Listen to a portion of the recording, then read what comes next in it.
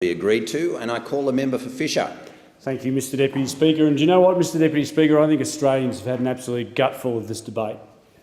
An absolute gutful of the debate, the delay that has been the energy debate for successive governments.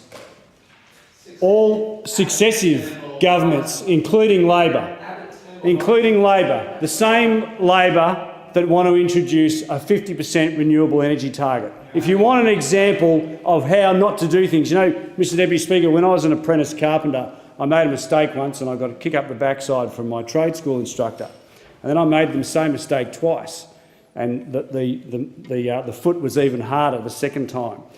You know, if you want to look at stupidity, if you want to look at why we shouldn't be doing things, look to the South Australian model. Because, you know, just like success leaves clues, so does stupidity. Why would you do something like South Australia? Why would you try and replicate what they have done in there when it has been nothing other than an abject failure? But that is exactly what Bill Shorten, if he ever becomes Prime Minister, wants to lead us down this path. And, Mr Deputy Speaker, it would be an absolute travesty. On this side of the House, what we are focused on firmly and squarely is getting the cost of energy down.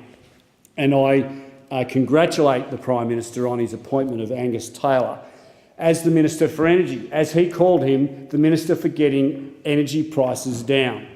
Now, before Angus came on board, we were doing a reasonable job at getting energy prices down. Now, I know that those opposite want to keep talking about how prices have gone up. But let me tell you another little story, Mr Deputy Speaker. I was having a chat with my wife the other night about an investment property, a commercial property that we have. And since we changed from AGL to Alinta, we have saved nearly $300 a quarter in energy bills. Now, that's not just from the previous month, that's from the previous year. So we're comparing apples with apples about the cost of air conditioning and the climate and the weather. Nearly $300 a quarter we are saving. So I say to the good people who may be listening out there, if you are with AGL, if you are with a current energy provider, shop around, because chances are you can save yourself hundreds of dollars by shopping around. I know it's a pain in the backside to do it.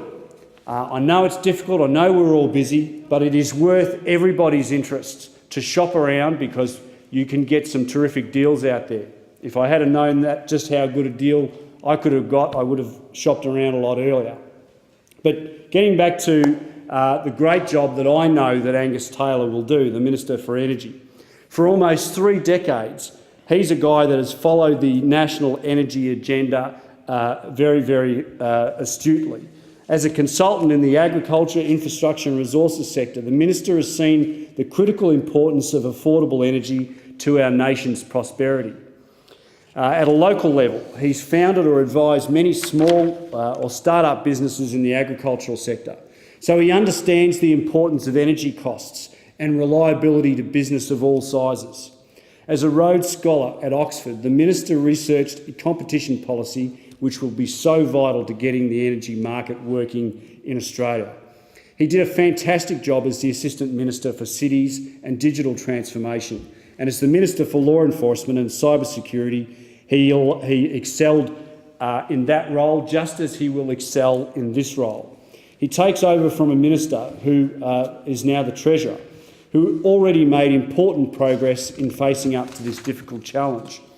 We already have turned the corner on power prices, with reductions announced in Queensland, New South Wales and, believe it or not, in South Australia from 1 July 2018. Through the Minister and the former Prime Minister's tough actions, we secured more gas for Australians. Now, this has driven down the cost of wholesale gas by as much as up to 50% in a reduction in those wholesale gas prices. Now, some of us know that the prices of electricity are linked to the wholesale price of gas. So we should be starting to see significant reductions in our electricity. And if we're not, we need to start whacking the retailers, because the retailers are gouging the market, and I encourage everybody to shop around as much as you can.